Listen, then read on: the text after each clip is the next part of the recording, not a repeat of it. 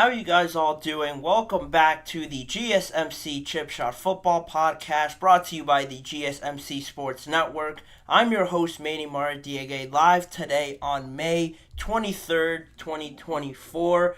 I got another round of stories to get to you guys to today. A lot of good discussion on today's episode, starting on more quarterback rankings, this time in the AFC East, going through all four of those and my reasonings behind where I have them ranked on my list.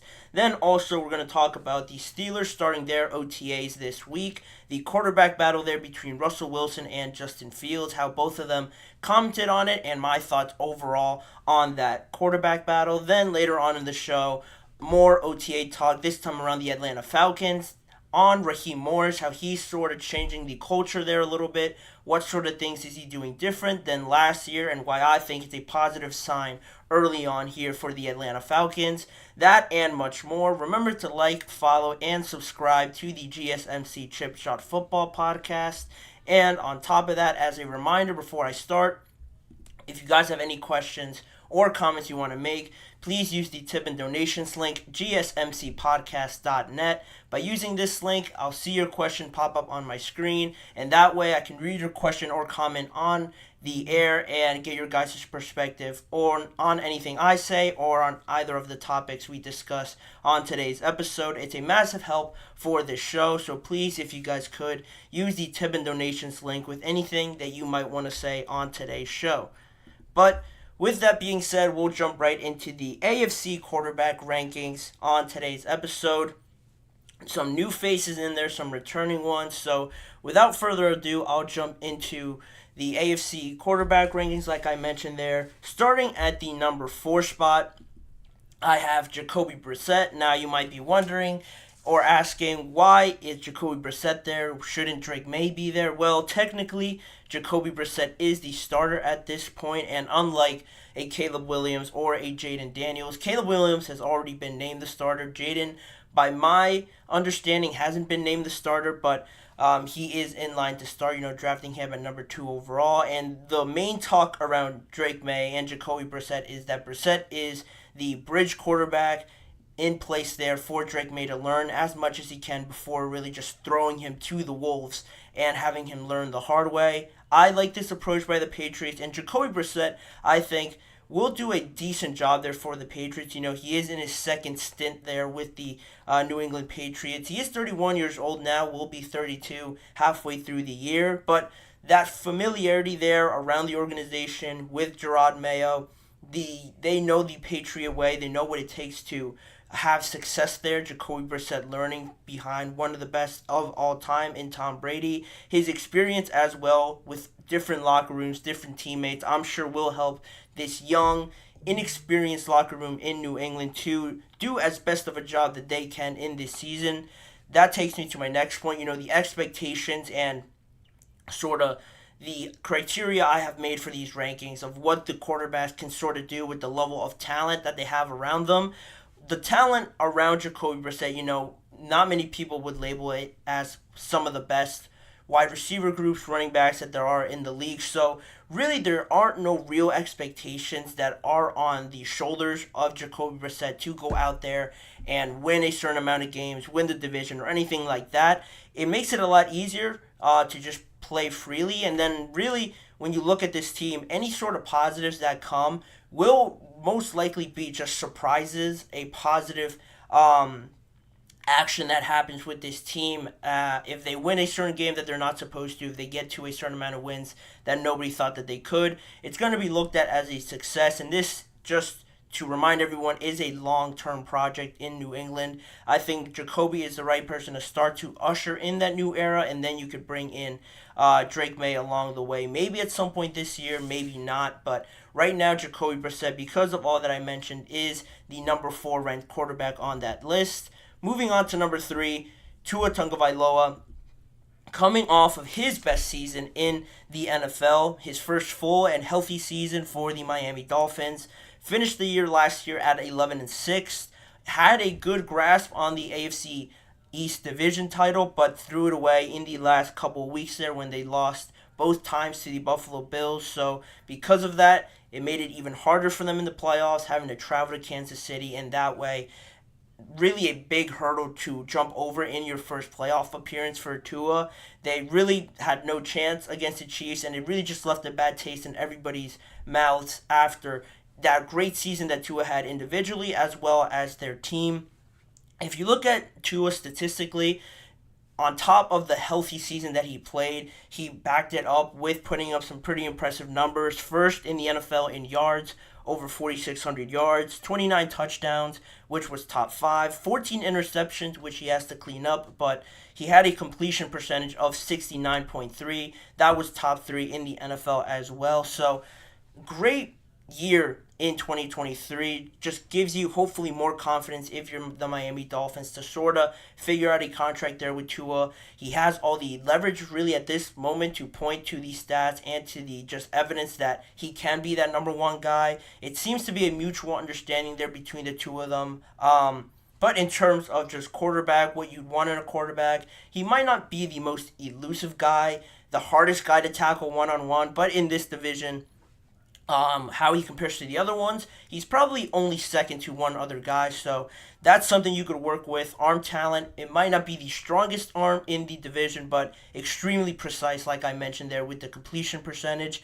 And the biggest point with Tua is just the level of talent and the expectations that are on his shoulders compared to Jacoby Brissett, who I just finished talking about. You have Tyreek, you have Jalen Waddle, you have a great running game as well. The defense isn't too shabby either. So now that you at least have gotten to the playoffs and you've shown everybody that you could stay healthy and perform at a high level, it is a start. It's not the sort of performance you'd want to put out there, but it is a start for this team, and now they have to continue it, and they have the responsibility to be in that playoff hunt each and every year, to validate to being the guy for them into the future. He stands in at number 3 for me on my quarterback rankings. He has room to grow. Good signs after last year, but for now, I don't think he supersedes this next guy I have on my list at number 2, being Aaron Rodgers. Hard to say Aaron, just because, he didn't play at all last year. He played a total of 4 plays. If that, and he is coming off of that injury, like I mentioned, how will he look? How will his mobility look? How will he look comfortability-wise just in the pocket, trying to elevate this New York Jets team to where everybody has had them in the last 2 years. Last year, they were Super Bowl favorites. He got hurt. That got thrown in the trash. Then this year, again, they're back in prime time for the majority of the first 12 weeks. So clearly the NFL has a vision for them, how he transitions into that starting role and how quickly he starts looking like Aaron Rodgers again will be a huge sign to see where this New York Jets team really goes. In terms of accomplishments, he beats out all the other guys in this division. He's made it to a Super Bowl. He's won one Super Bowl MVP, future Hall of Famer, multiple-time regular season MVP. So he has that all under his belt. But for right now, where he is in his career on the older side, he might not have the mobility, escapability that he had before, but still his brain and how he processes things and his arm talent for sure keep him up there among the league's best. But for right now, the expectations around this team are high. How he deals with that, how some of the younger guys deal with that will be a big sign as to how this New York Jets team looks towards November, December. Are they healthy, which is the most important part? And if they are they living up to those expectations that mostly fall on Aaron Rodgers' shoulders?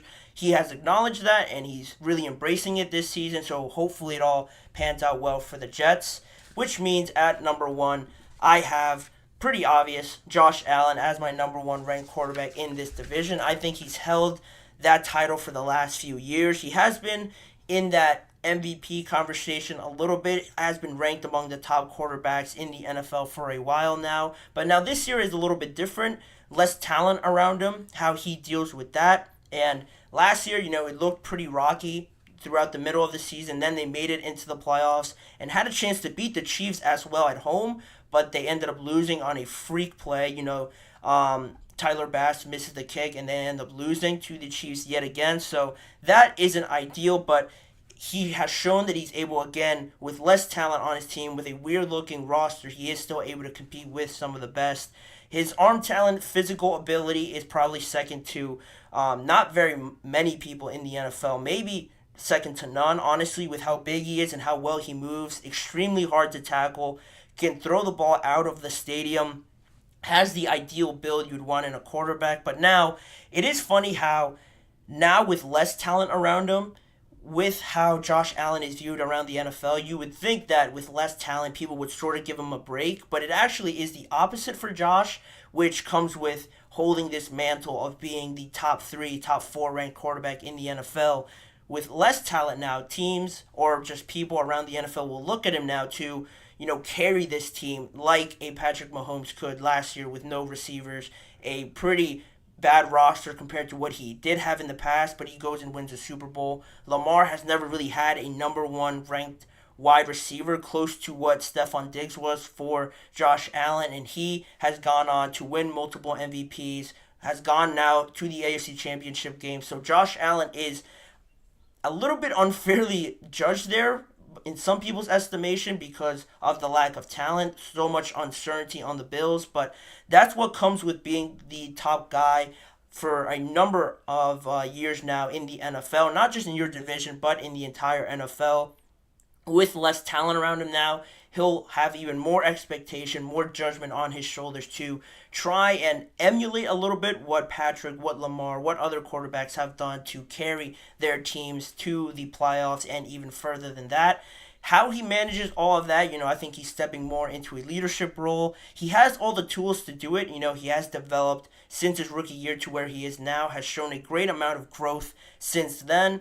But how he deals with that, that's really what I'm most interested in seeing in 2024. But in terms of just these 4 quarterbacks, he does take the number 1 spot. And as always, I would love to know what you guys think of my list. Is the order right? Did you guys think it was harder for me to judge this week than or this episode than other episodes in the past? Leave it all in the live chat box or in the comments section afterwards. But we will move on with the rest of the show. We'll head to a quick break right now. And on the other side of it, we're going to talk about the Steelers' OTA quarterback battle that began on Tuesday, plus how Raheem Morris is sort of changing the culture a little bit now as the full-time head coach, what he's doing differently and how he's approaching some of these players at OTAs. Stick around to find out more on those stories.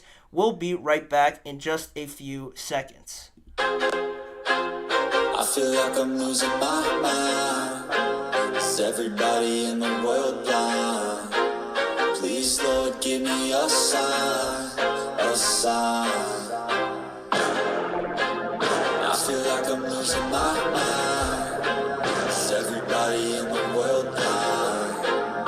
Please, Lord, give me a sign, a sign. I wanna be the greatest. Everybody on the fake shit. I look around and feel like everybody is the fakest. I make this every day and I'm impatient, hoping one day I blow up from the basement. Statement, the top is so vacant. I don't hear shit that I think is amazing. Waiting for my day when I'm playing sold out shows for 1,000 faces. Hey, give me that crown, get in my way and to be put down. It ain't your place, all this my town. If I want that shit, then I'll get it right now.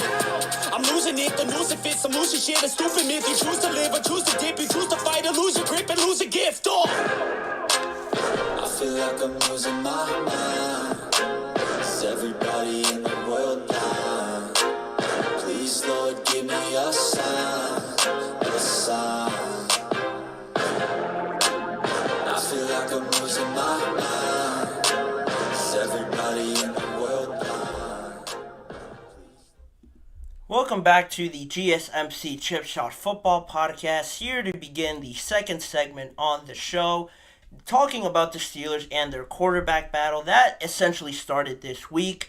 The Steelers began their OTAs on Tuesday, a day later than some of the other teams that began on Monday, and because of that, all eyes were on the 2 new quarterbacks there in Pittsburgh, Russell Wilson and Justin Fields. Russell Wilson and Justin Fields are pretty familiar with each other. They're actually friends. They've known each other for a while. Justin Fields even going as far as saying that he emulated Russell Wilson before he got into the NFL. He is one of those guys that he looked up to. And it is funny now how they're just competing against each other to be that starting quarterback for the Pittsburgh Steelers. But what is funny about that also is that it already seems predetermined that Russell Wilson will be the quarterback. At least that is according to Mike Tomlin. He deemed Russell Wilson as being in pole position to be that quarterback one come the first week of the NFL regular season. But he also mentioned that Justin Fields will have the opportunity to compete for that job. So what does that exactly mean? Mike Tomlin throws a lot of sayings and catchphrases, Tomlinisms, as they've been branded now around the NFL. So, how much of that is legit? How much of a real chance will Justin Fields get? And, the question for me really becomes, how big of a margin of error is there now for Russell Wilson in this quarterback battle than originally, speculated when Mike Tomlin came out with those statements? After the first day of OTAs, not too much is going into it. They're going through the usual beginning drills of it all. You don't want to go too hard, too fast. And through that, of course, afterwards of the practice, there was a media session for some local media, and they talked to Justin Fields about this whole situation just to get his thoughts on his approach, what he's feeling out there as one of the new quarterbacks of the Steelers, to which he said, "I'm definitely competing. Russ knows that. We're competing against each other every day. I definitely don't have the mindset of me just sitting all year. I'm coming in every day, giving it all I've got, pushing him to be his best, and he's pushing me to be my best each and every day." Pretty interesting what he mentioned there. Really embracing this idea of a competition, like most would probably assume, but at the same time, it seems just the way he's talking about it. Now, you could speculate maybe Mike Tomlin has said something to both of them that it might be a closer competition behind closed doors just to the both of them, but that's the kind of feeling I'm getting with hearing Justin Fields say something like this. It is the right mindset you want to have, but at the same time, I feel like not a lot of guys who know they're going to be the number two, who know that they have an uphill battle to try and be that quarterback one, and that the team has already said they're going to be the backup. Not many guys would say, I'm coming in here to compete, and I don't have the mindset of sitting all day. I can't name another guy, number two quarterback, that has been so confident and adamant that he is going to jump over the guy in front of him to be that quarterback number one for the respective team. Again, it sort of pushes the envelope a little bit of there being less of a margin of error here for Russell Wilson to maneuver and sort of have a little leeway with the Pittsburgh Steelers, with Justin Fields a lot closer maybe behind them than a lot of people originally thought. That's sort of where I'm inclined to believing right now, where the Steelers sort of head into this OTA period, then into mandatory minicamp, how that starts to slowly change, maybe how freely people start talking about Russell Wilson and Justin Fields being a lot closer than the original statement would have suggested.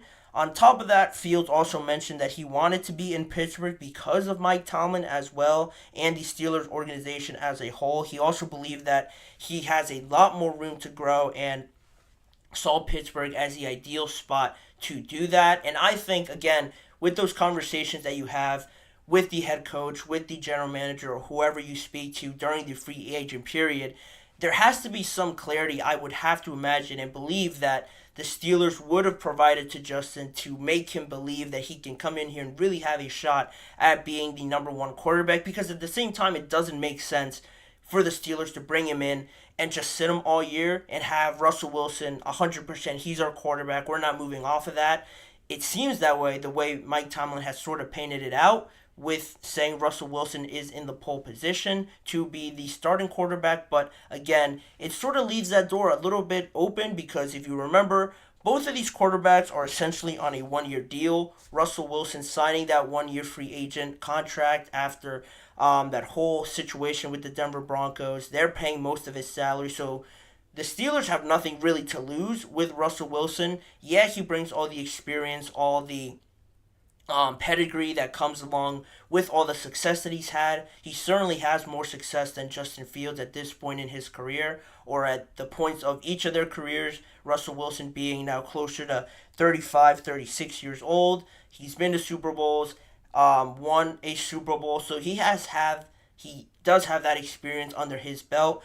But again, you look at Justin Fields, if you want him to be your number two quarterback, one, you could have extended him if you really thought he could have a chance to be that quarterback eventually. They didn't pick up that fifth-year option, but at the same time, not knowing what you have in Justin Fields by keeping him on the bench all season doesn't seem like the smartest move to me.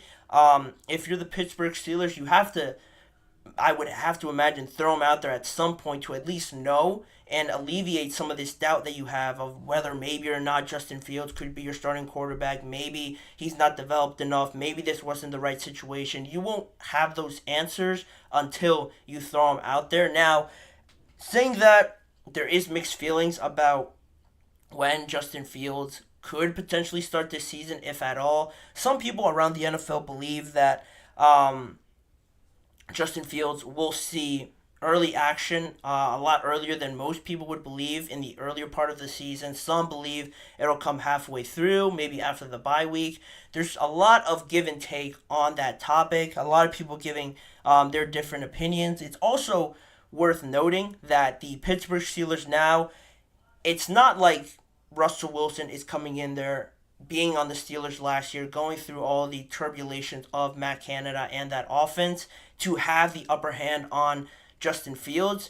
Both of them are coming in fresh. Both of them are trying to learn a system along with everybody else. So that, again, is another reason for me to believe that the margin of error, the room between Russell Wilson and Justin Fields isn't really like this. It's more so a lot closer like this, I believe, just because they're trying to learn a new system with Arthur Smith, as well as is everybody on that offensive line, the receivers, the running backs. Everyone is in the same boat to start, so there's no real upper hand other than Russell Wilson has just a better resume right now than Justin Fields does. But where they have been playing recently, it's a lot closer in performance than a lot of people would give Justin Fields credit for at the end of the day. And I believe, again, that it is closer than most people would give Justin Fields credit for. But again, it makes you now even more think of the possibility as to why the Pittsburgh Steelers wouldn't name this an open competition between both quarterbacks. Why would they say Russell Wilson is the starting quarterback right now to sign to that one-year deal? Well, my theory around that whole situation, what I would answer to that would be, I think it really just comes down to getting the best out of both quarterbacks and sort of where they are in their career. You know, you're Russell Wilson. I mentioned all the accolades he has before. You don't want to be in a quarterback battle with Justin Fields, who is on his expiring rookie contract, hasn't really proven to be that first-round talent of quarterback that he showed at Ohio State. So you sort of get the best of both worlds by saying Russell Wilson is the starter and Justin Fields will have an opportunity, because Russell Wilson comes in with the expectation that he will just continue being the starter. He believes he's still a starting quarterback, so you give him that peace of mind to come in and say, I'm the guy. I'm going to run with the number ones. It's really my show to lose at the end of the day. And for Justin Fields, you give him a bigger chip on his shoulder to work harder, to try and develop a lot faster, to prove to all the coaches and everyone around the NFL that he truly can be a starting quarterback in this league. And that's sort of my thinking as to why Mike Tomlin would paint this out to be Russell Wilson's job to lose in the first place, to try and keep both of them happy, I guess, is the term for a lack of a better one.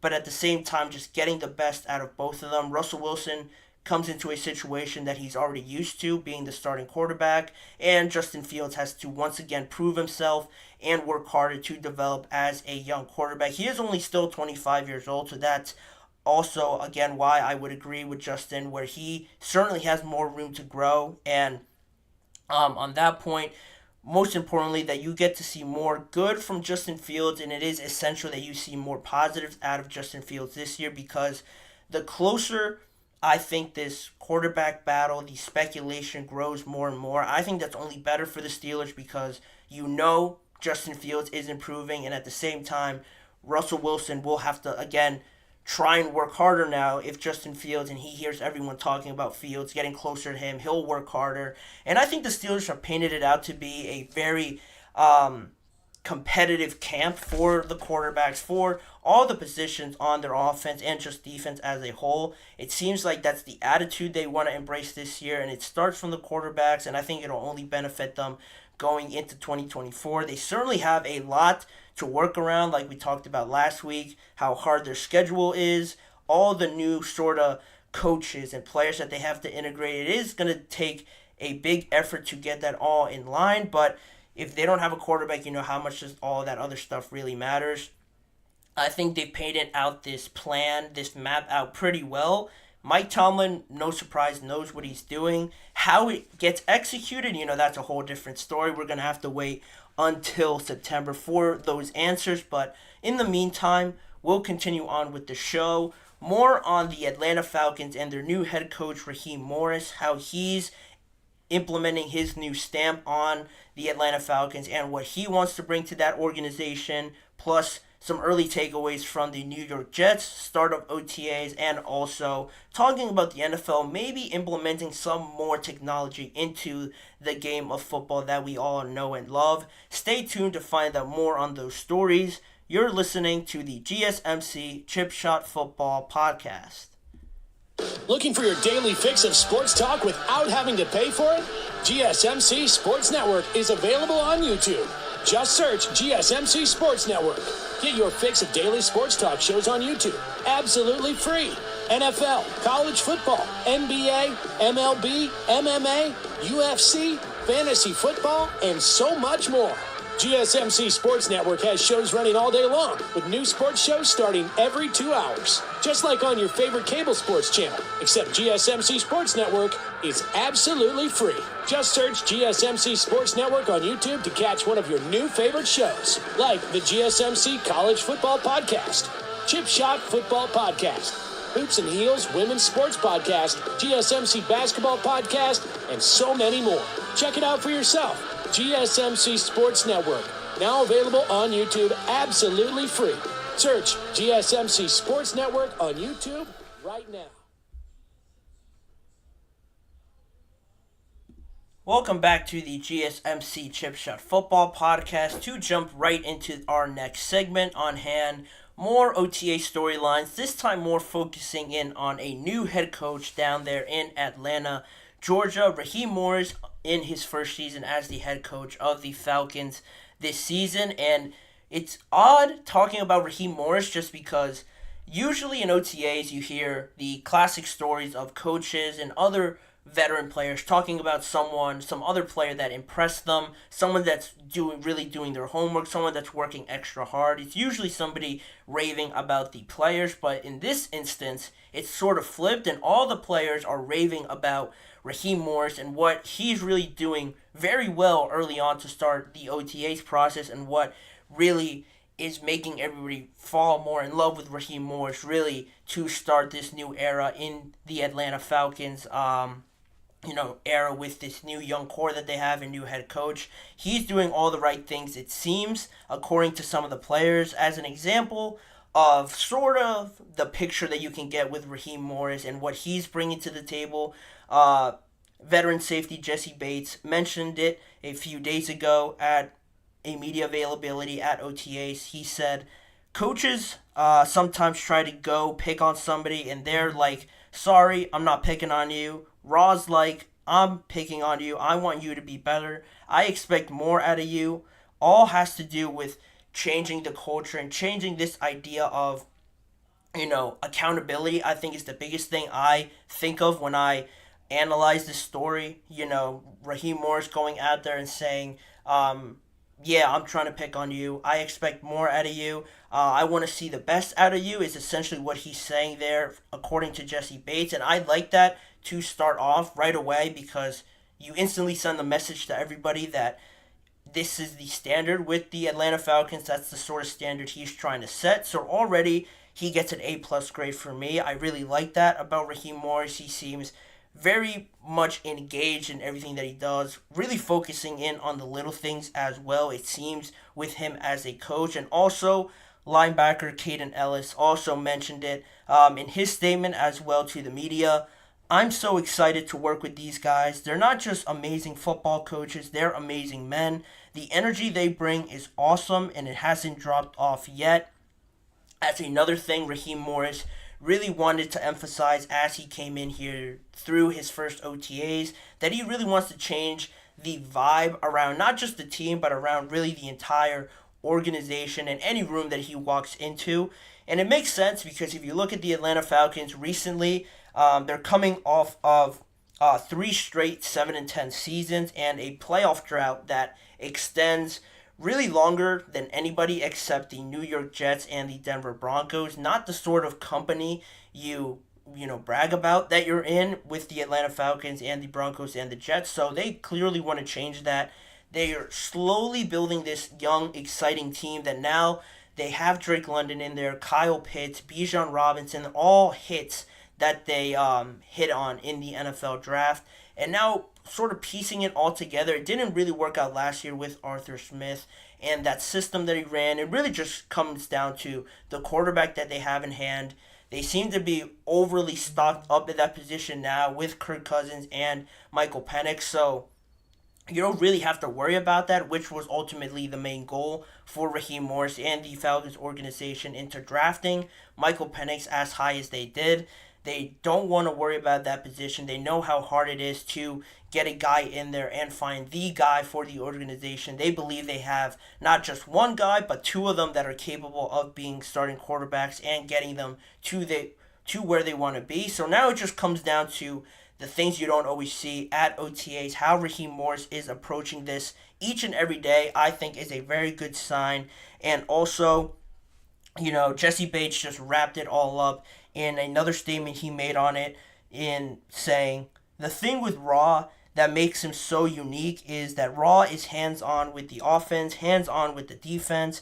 When we have our team meetings, that's some of the best team meetings I've ever been around.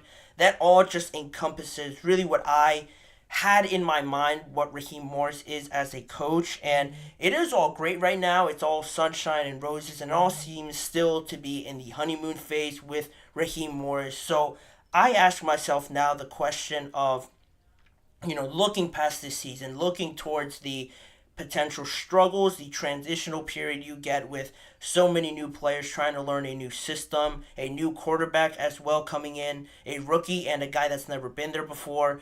With all these good feelings already, will Raheem Morris sort of get a fair evaluation as a head coach after the 2024 season? You usually, when these situations happen, a new head coach comes in and trying to deal with a whole new young team. A lot of the times, because you have a Bijan who everybody could agree on is great, you have a good young promising talent in Drake London. Kyle Pitts, again, another player few people would say isn't a good player. A lot of people know that these guys are great, and sort of the way that this goes, if the Falcons have another, say, 7-10 season, 8-11 season, something like that, or I should say 6-11 season, if they have another season like that, will Raheem Morris get a fair evaluation then to see how much he's put into this job and how much he's already seems so engaged in it? Will he get a fair evaluation and the trust, essentially, is what I'm trying to get at,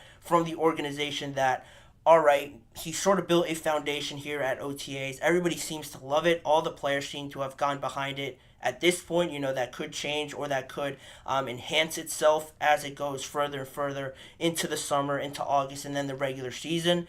That's something to watch out for as well. And it is worth noting and just keeping an eye on if this trust between the organization and Raheem Morris sort of plays out into a fair evaluation later on, because new head coaches a lot of the time get to be scapegoated with some of these young teams that just clearly are lacking in some areas, but the head coach, is the one who takes up the brunt of the responsibility. And I feel like sometimes coaches are let go of when they really weren't the problem, and I am hoping that that's not the case with Raheem Morris. That's the question that I am thinking of right now. It seems like all these players are really embracing his mentality and what he's trying to bring to Atlanta, and I think it's the way of going about it if you're Raheem Morris, bringing that extra energy around a team that for the longest time or for recently have been stuck in this middle gray area around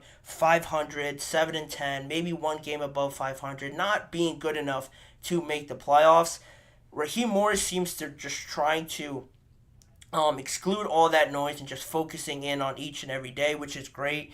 And it comes down, again, if you look at Raheem Morris on who he is as a coach, where he comes from in his history, he comes from Super Bowl winning staffs with the Los Angeles Rams. So that should also point to the organization, not that he has been influenced by other great coaches, but also that he has learned from these great coaches, these great other organizations like the Rams in recent history, to suggest that he knows what he's talking about, to trust him even more in what he's doing. This is just very much the baseline foundational work of what he's trying to build eventually, as I would assume, when he gets more help on the defensive side of the ball, you get more experience, more chemistry on the offensive side as well.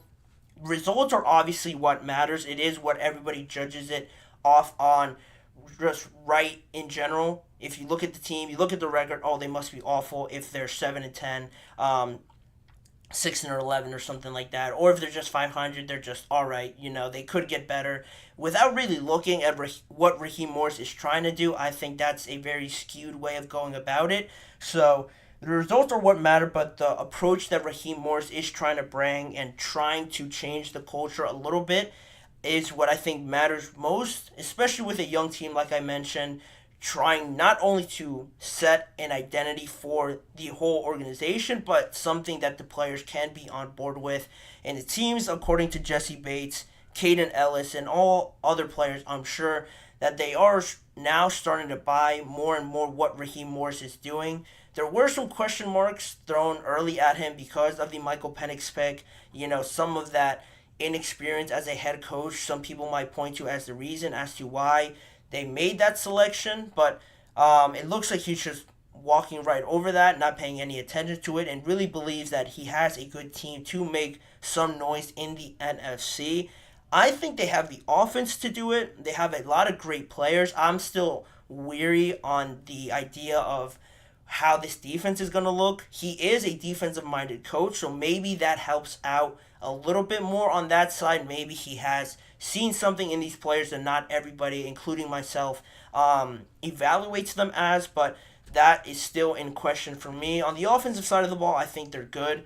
Whether or not Kirk Cousins is the guy to do it, you have Michael Penix now in there as well. Everybody else I'm all right with. Just piecing it all together and fixing that defense, I think, gives them a good shot this year. I certainly think they're going to be better than 7-10. I think they will break that streak, but what is deemed as a good season will sort of develop as the year goes on. But anyway, that's all on that story. We're going to move on with a couple more stories on today's show. I mentioned some early takeaways from the Jets starting their OTAs, as well as on Tuesday what's being said about Aaron Rodgers, their offense, and some players that are standing out. That is coming up in just a few seconds. Also, the NFL testing out this new optical tracking system to determine the yard to gain situations in football. How they're going to do it, they're going to test it out in the preseason. I'll give you guys more details on that story in just a few seconds, so don't go anywhere.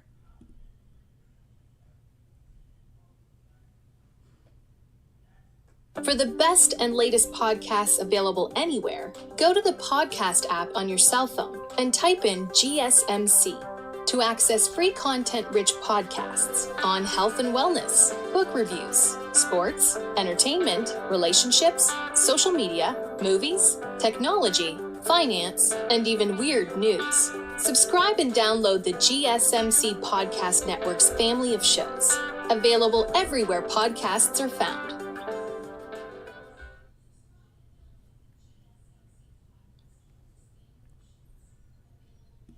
Moving right along on today's show, before I get into the New York Jets and how they've begun their OTAs period of the offseason, I want to mention to you guys one last time on today's show, if you have any questions or comments you want to make, use the tip and donations link you see on your screen. GSMCpodcast.net enables me to see your question pop up in my chat box. That way I can read it on air and get your guys' thinking or beliefs on anything I say or any of the topics. It's a massive help for this show, and as always, we'd greatly appreciate it anytime you guys are able to do that. So again, the tip and donations link is gsmcpodcast.net. which means I can move on to the next topic on hand, recapping a little bit of what's being said, what's going on at the New York Jets OTA practices. They just began them as well this week. It's funny because a lot of people will gravitate to the Jets to see, how everything's going, how everything's developing, how's Aaron Rodgers looking. And it is just ironic a little bit how Robert Saleh made it a point at the beginning of this offseason that he wanted to fly under the radar a little bit, that he was sort of glad that after last year, after all that happened in the offseason, they could sort of relax a little bit and just be a little bit less conventional and always be in the news around the NFL compared to last offseason where they brought in Nathaniel Hackett to try and lure Aaron Rodgers in. Was Aaron Rodgers going to join? At the end of the day, he did. Then he gets injured. Then they were on Hard Knocks and stuff like that. So there was a lot going on outside of just football. Now, they're not going to be on Hard Knocks, but the level of attention still remains as high as it did last year, just in terms of football. Because you have Aaron Rodgers healthy now. This is actually the first time since last August that the media has their opportunity to see Aaron Rodgers at practice when well over a year now. So that's something new and why so many people have eyes on the New York Jets just to see how Aaron Rodgers is feeling moving out around there. And that's probably the biggest story at the OTAs at this moment. How did Aaron Rodgers look on Tuesday in his first practice since, January when the games really didn't matter, or late December where the Jets really had no chance at the playoffs? Well, on Tuesday, Aaron Rodgers on the team drills and on the 7-on-7s went 13 for 15 on the throws, 3 touchdowns, and was 5 for 5 on 7-on-7 drills. Not really missing a step there for Aaron Rodgers, just seemingly stepping into the role of the starting quarterback, almost like he didn't get injured at all, honestly, last year with how great it looks on paper, according to these reports from the media that was there. A ton of great reviews on top of the performance that I just laid out there for you guys. Defensive coordinator Jeff Ulbrich referencing Aaron Rodgers as finding the fountain of youth this offseason for how great Aaron Rodgers looked and how seamlessly he just transitioned into this offseason without, again, looking like he tore his Achilles at all. Rodgers also commented on the entire attention around them this offseason and how there is a lot of pressure on them, but his point of view is, he said, if I don't do what I know I'm capable of doing, we're all probably out of here. So I kind of like that pressure, though, and am embracing it. That is what Aaron Rodgers said. You don't usually hear quarterbacks, players talk about it so honestly like that. He clearly acknowledges the fact that if he's not playing up to the level, then this whole thing with him being the quarterback for them, Robert Saleh's time's probably done in New York. Nathaniel Hackett is probably moving on. Aaron Rodgers is probably moving on after this season.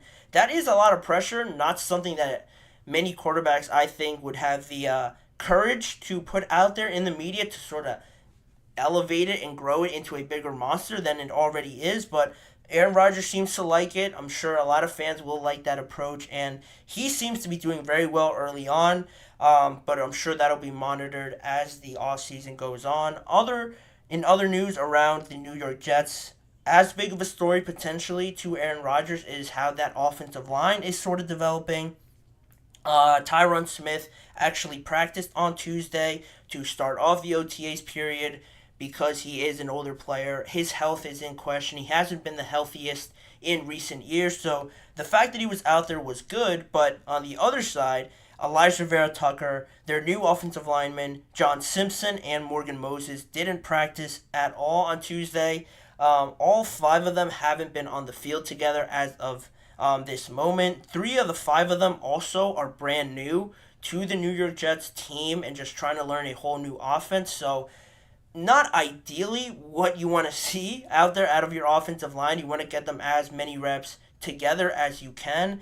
And Robert Saleh acknowledged that he wanted and needed to have all 5 of them out there, but he did seem pretty confident that it would only be a matter of time before everybody got to see all 5 offensive linemen out there. But for right now, that still remains a bigger question for the New York Jets at this point. Moving on also now to the defense, again on Jeff Ulbrich. His defense usually doesn't follow or doesn't have a lot of movement in it, stemming from his time with the Seattle Seahawks.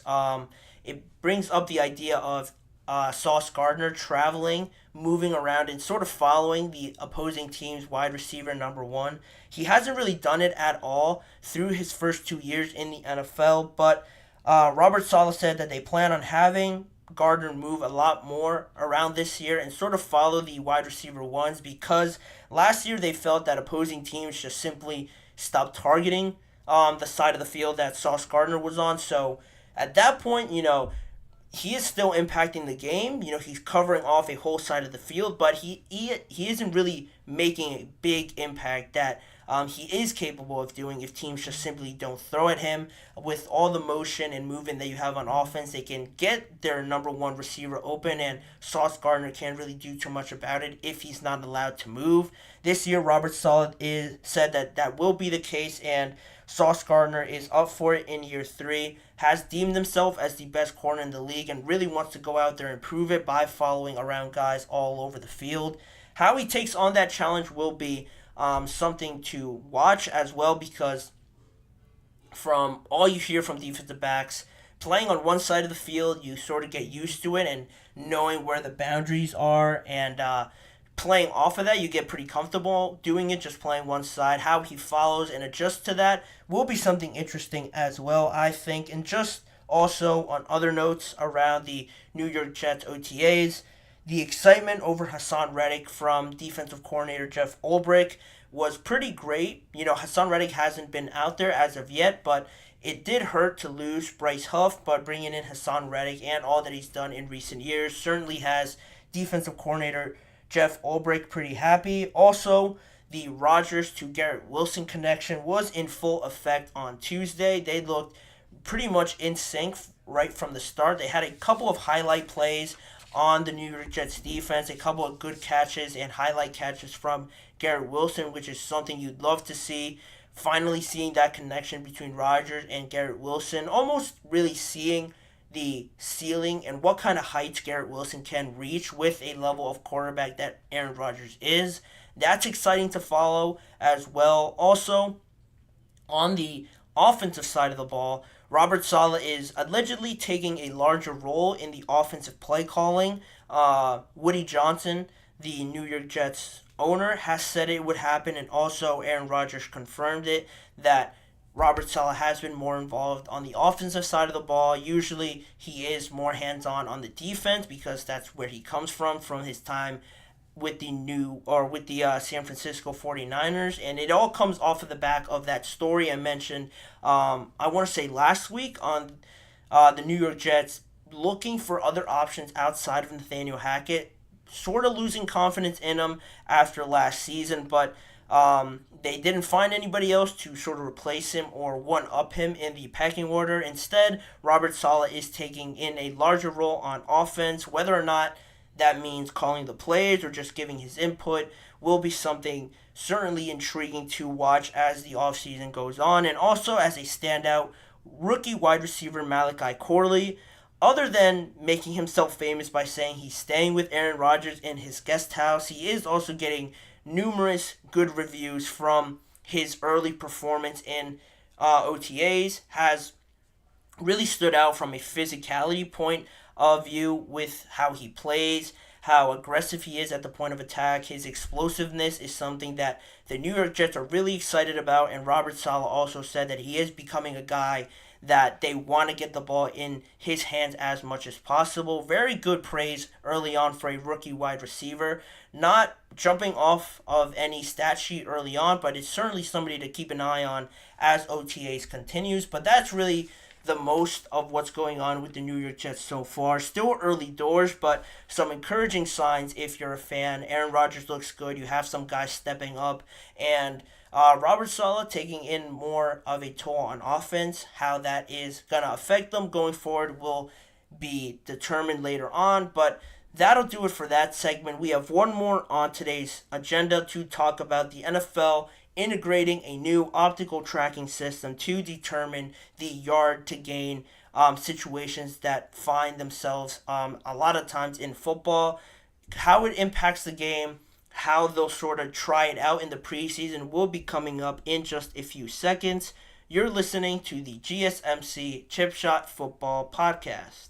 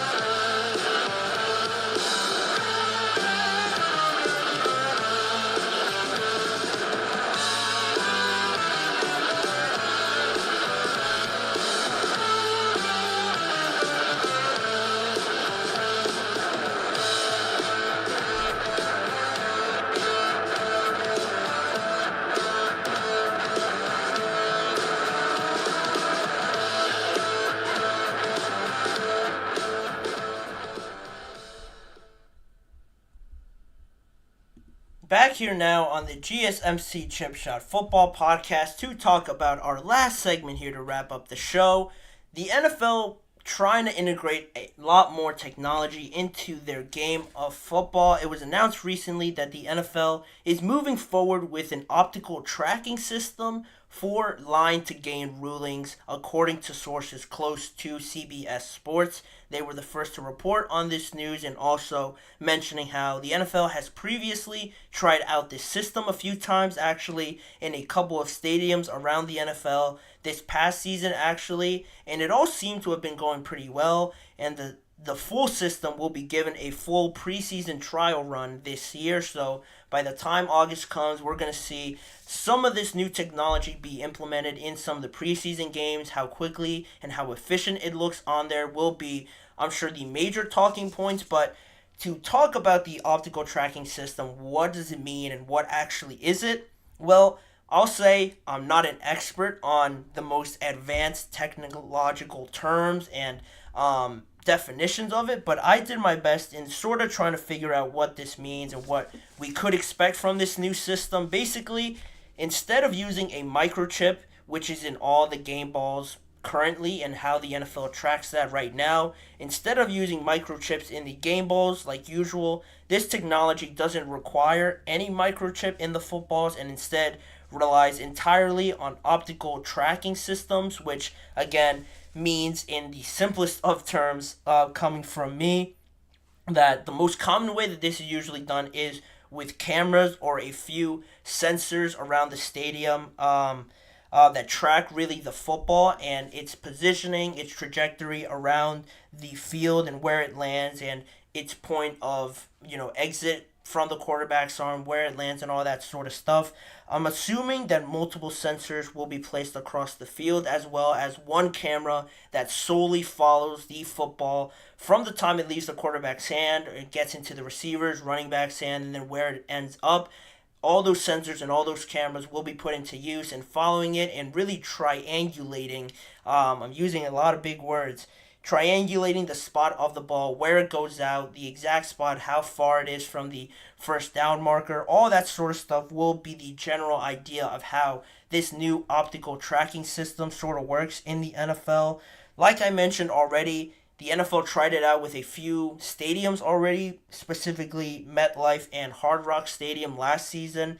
If this was to get fully integrated into the NFL, all 30 NFL stadiums would need it, plus the international stadiums where the NFL will be playing its games on. So that's something to keep an eye on as well.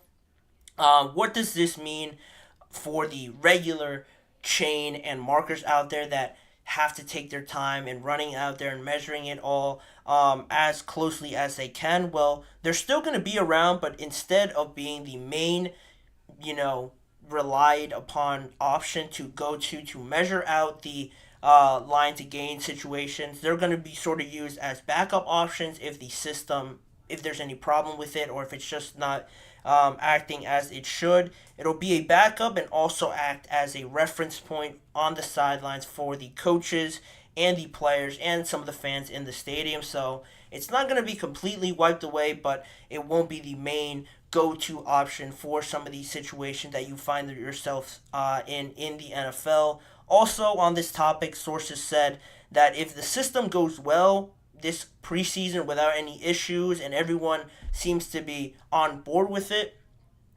then they'll try to fully integrate it into full-time use for 2024, just this season, and really try it out in all the regular season games. And I assume also if it does as well as they plan it on doing, it'll probably be implemented in the playoff games as well. Obviously, the NFL Competition Committee approved this system and its use in the preseason back in March for all NFL teams.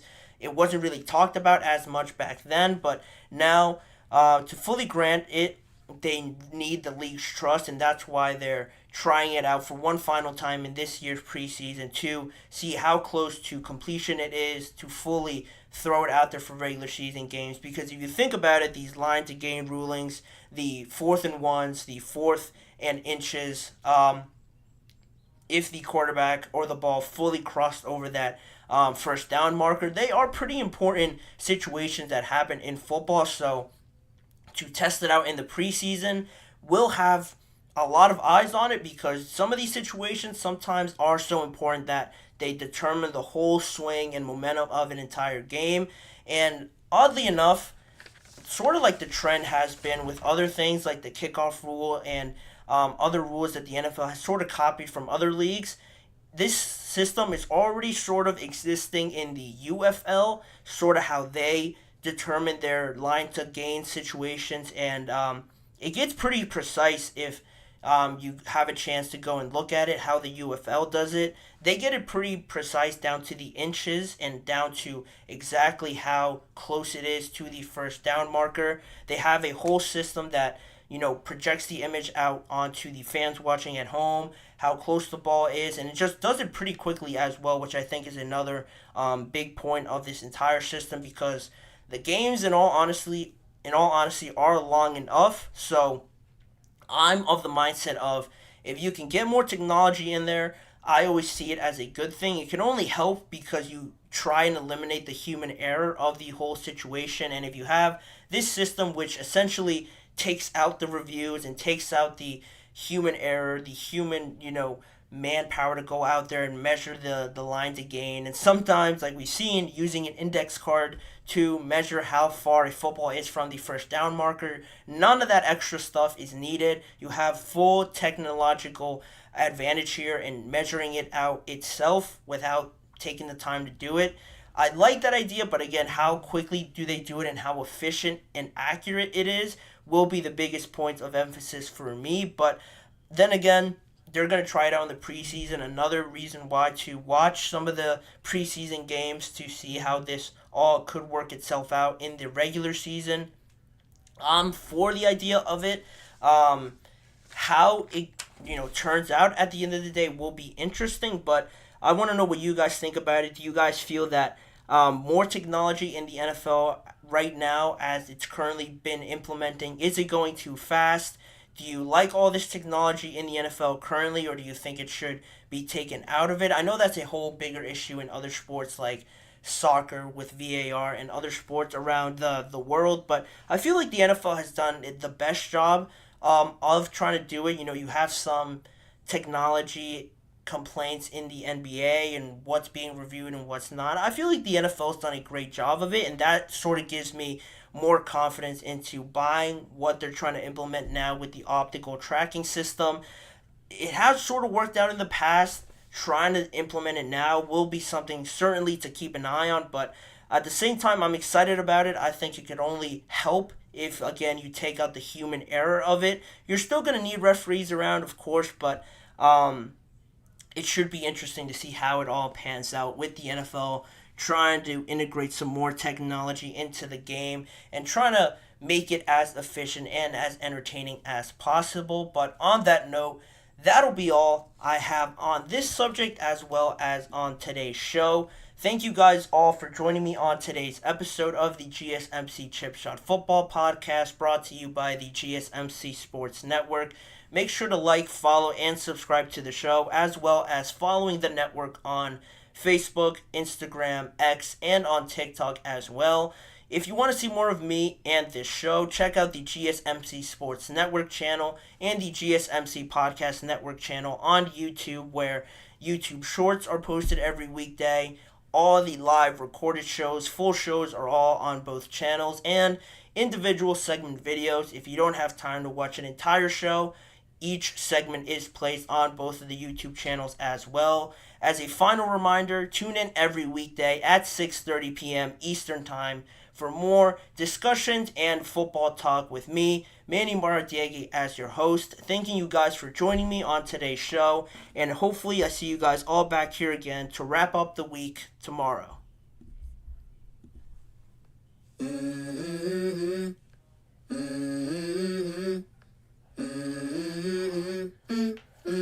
Let's go. I wake up to a little bit of drool on my pillow, feel like it's gonna be a bad day. Yeah, I'm tired of shit, and the coffee ain't hit yet, damn, ain't that